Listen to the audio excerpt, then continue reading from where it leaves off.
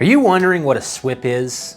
An SWPPP or an SWP3 or whatever they're called? And if you need one?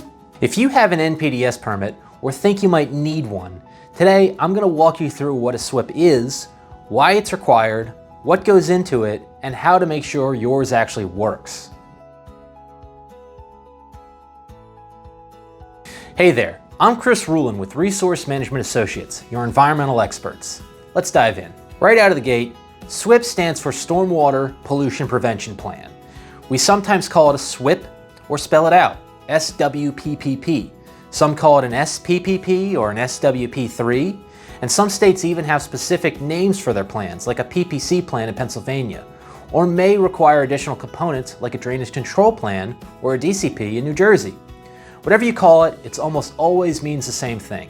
It's your written plan that maps out how you'll keep stormwater discharges from your site as clean as possible, in accordance with your NPDES permit.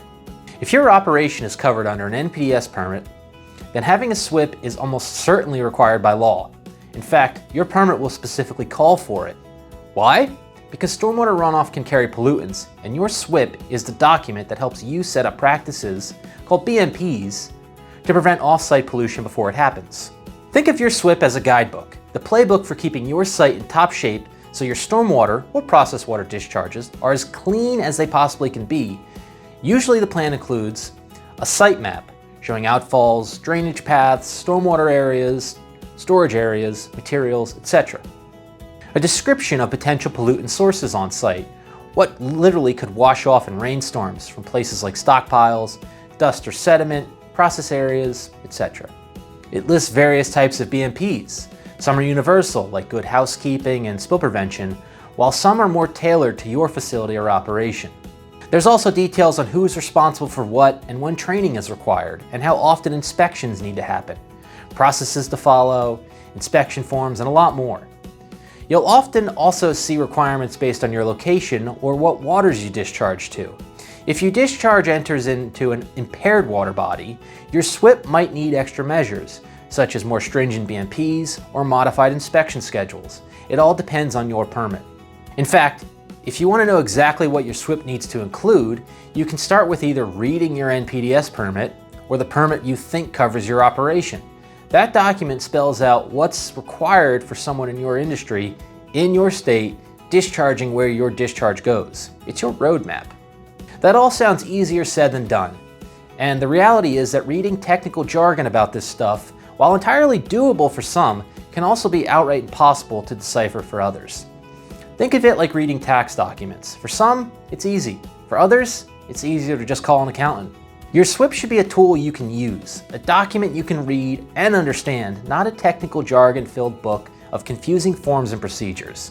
A SWP is one of the core components of environmental compliance for many industrial and commercial operations, and it should be treated as a usable, reliable asset. It keeps you out of trouble, helps avoid fines, inspections, or worse, and it makes sure your facility is actually doing what it should. A quick but important point here.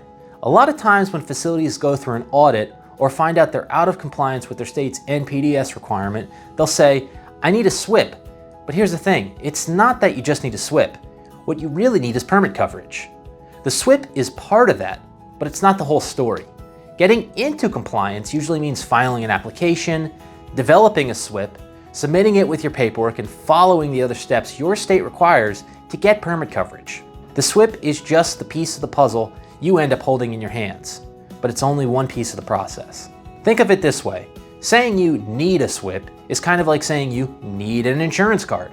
Sure, you need that card, but what you really need is the insurance policy behind it. The card is just proof that you're covered. Same idea here. The SWP is documentation, but what you actually need is full permit coverage. If you're feeling overwhelmed or unsure whether your SWP is complete, correct, or being followed, reach out. At RMA, we've helped tons of clients build SWPs that aren't just words on paper, but working plans. Thanks for watching. I'm Ruhlin with Resource Management Associates, your environmental experts, making confusing regulations easier for you.